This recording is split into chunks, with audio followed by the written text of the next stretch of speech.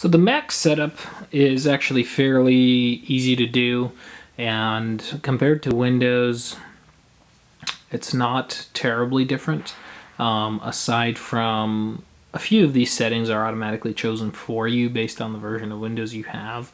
Oftentimes you could just skip through them, just hit enter, enter, enter, and you'd be fine. One of the main differences that you will see in some of these Windows and Mac type comparisons is you have very similar settings, but just a different way of going about getting things done. So here you see we're connecting to a network, so let's go ahead and do that. And Windows also walks you through getting online, but it's more of a last step. In Apple, you see that they do prefer to actually get you online first and then sort of guide your decisions once it's online, it's connected.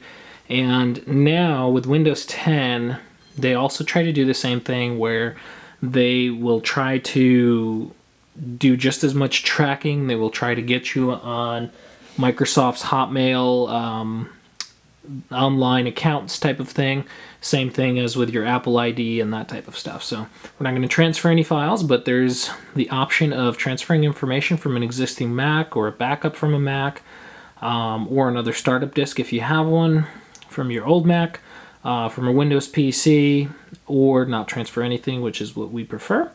And then just like this, they also offer you a sign-in with your Apple ID, which is similar to Microsoft again, starting with Windows 10, where they try to get you online automatically, and I believe Windows 8.1 had that as well, where they try to get you to use your Hotmail or other live ID, just like the Apple ID.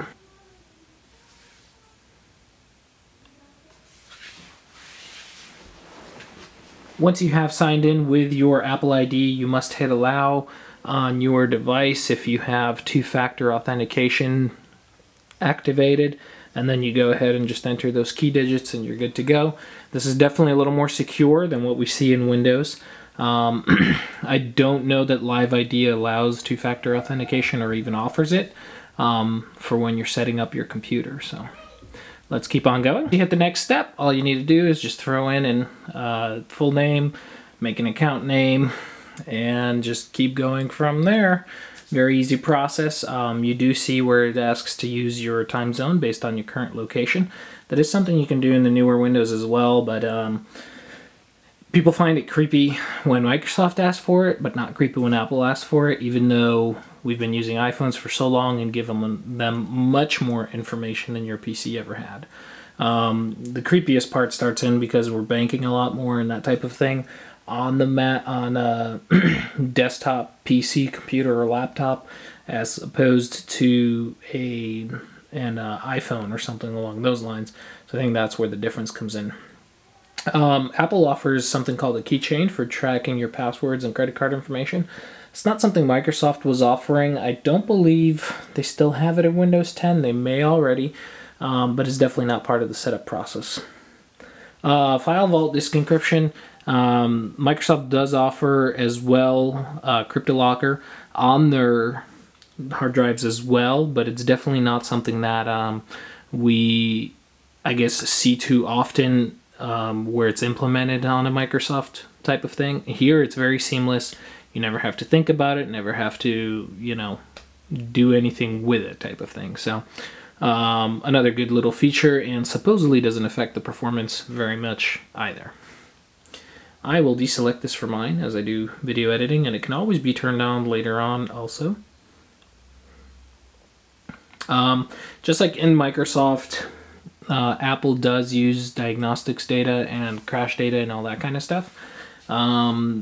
Microsoft wants even a little more information when it comes to this type of stuff, and they actually send a lot of your usage data well, they have more options, let's put it that way. I don't know if they collect more per se, because Apple just kind of generalizes. And when you know it's generalized, you actually know that there's more going out than you can understand, just because it's talked about in broad terms. Whereas Microsoft does have it broken down into 4 or 5 different options where you could turn off tracking for specific type of issues.